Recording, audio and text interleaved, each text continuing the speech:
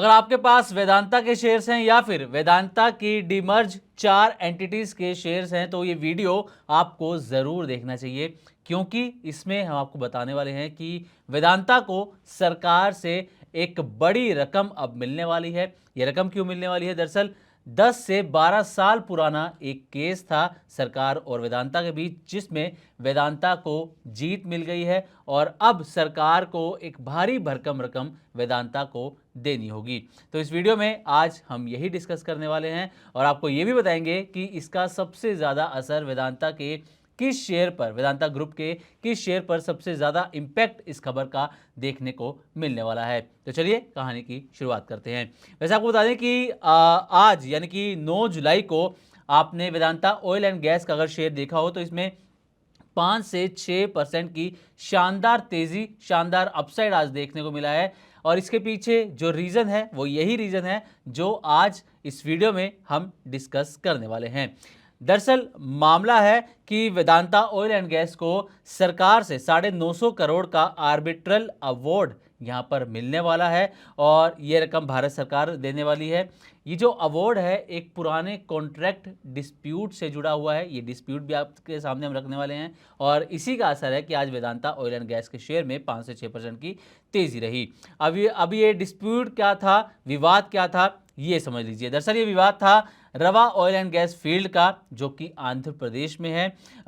विवाद के अंदर जो मेन पॉइंट्स थे विवाद के वो था cost recovery, production sharing contract, contract की शर्तों की व्याख्या जो है वो ठीक से नहीं की गई थी, जिसके चलते विवाद हुआ था। और साथ ही सरकार की तरफ से कुछ कॉस्ट को, कुछ लागतों को स्वीकार नहीं किया गया था, जिसके चलते ये विवाद हुआ है।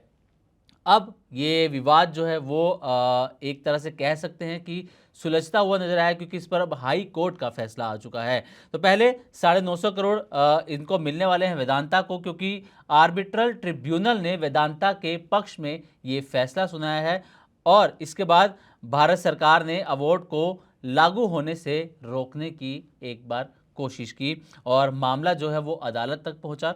ये शुरुआत जब हुई थी तो आर्बिट्रल ट्रिब्यूनल ने ये फैसला सुनाया था वेदांता के पक्ष में, लेकिन सरकार ने ये अवार्ड जो है या फिर कहें कि जो राशि थी 950 करोड़ रुपए की, ये रोकने की कोशिश करी। मामला अदालत में पहुंचा और अदालत ने अवार्ड के इन्फोर्समेंट का रास्ता साफ कर दिया।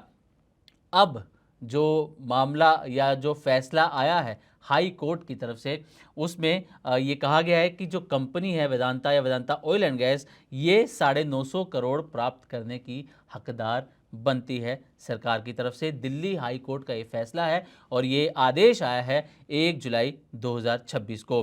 हाई कोर्ट ने ये साफ कहा है कि सरकार की आपत्तियां स्वीकार नहीं की जा सकती। साथ ही आर्बिट्रेशन अवार्ड लागू अब किया जा सकता है और वेदांता की बैंक गारंटीज भी जारी की जाएं, उन्हें ये पैसा जो है वापस दिया जाए।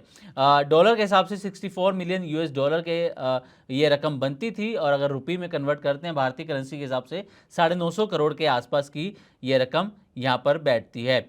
अब सरकार को आपत्ति क्या थी कि सरकार वेदांता ग्रुप को ये पैसा नहीं देना चाहती थी, अवार्ड नहीं देना चाहती थी। इसके पीछे सरकार की कुछ आपत्तियां थी, जिसमें सरकार का ये कहना था कि ट्रिब्यूनल के पास एक तो ज्यूरिसडिक्शन नहीं था, दूसरा अवार्ड लागू नहीं होना चाहिए, उनका रीज़न था। लेकिन हाई कोर्ट ने इस पर यह क्लैरिटी दे दी है कि ट्रिब्यूनल ने इन आपत्तियों पर पहले ही विचार किया था और इन्फोर्समेंट कोर्ट के पास अवार्ड रोकने के सीमित आधार हैं, इसलिए अवार्ड लागू रहेगा। अब कंपनी पर इसका क्या असर हो सकता है ये जान लीजिए। दरअसल लगभग 950 करोड़ का कैश फ्लो सीधा सीधा यहाँ पर आता हुआ नजर आएगा। लिक्विडिटी बेहतर हो सकती है, कैश फ्लो मजबूत होगा, बैलेंस शीट को यहाँ पर सपोर्ट मिलता हुआ नजर आएगा और साथ ही साथ निवेशकों का भरोसा भी यहाँ पर बढ़ता हुआ नजर आएगा। अब क्या पैसा ये तुरंत मिल जाएगा, तो ये अब डिपेंड करता है कि कोर्ट ने आदेश में क्या तारीख दी है, किस तारीख तक या फिर क्या डेडलाइन रखी है जब तक सरकार को पैसा चुकाना होगा वेदांता ग्रुप को। अब एक बार आपको जाते जाते ये भी बताते हैं कि जो रवा ऑयल फील्ड है, जो विवाद था, ये महत्वपूर्ण क्यों है। दरअसल जो रवा ऑयल फील्ड है ये भारत के प्रमुख offshore oil and gas fields में से एक है और ये कृष्णा गोदावरी बेसिन पर बनी हुई है आंध्र प्रदेश के अंदर।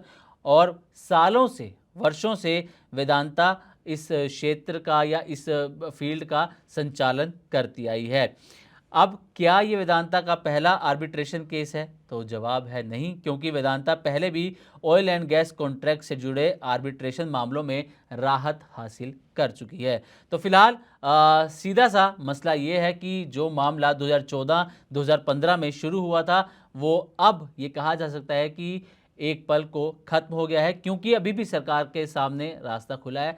सरकार आगे हायर कोर्ट में भी अपील कर सकती है इसे लेकर, लेकिन अब तक जो फैसला है हाई कोर्ट का, दिल्ली हाई कोर्ट का, उसके मुताबिक सरकार को 950 crore Vedanta oil and gas को चुकाने होंगे।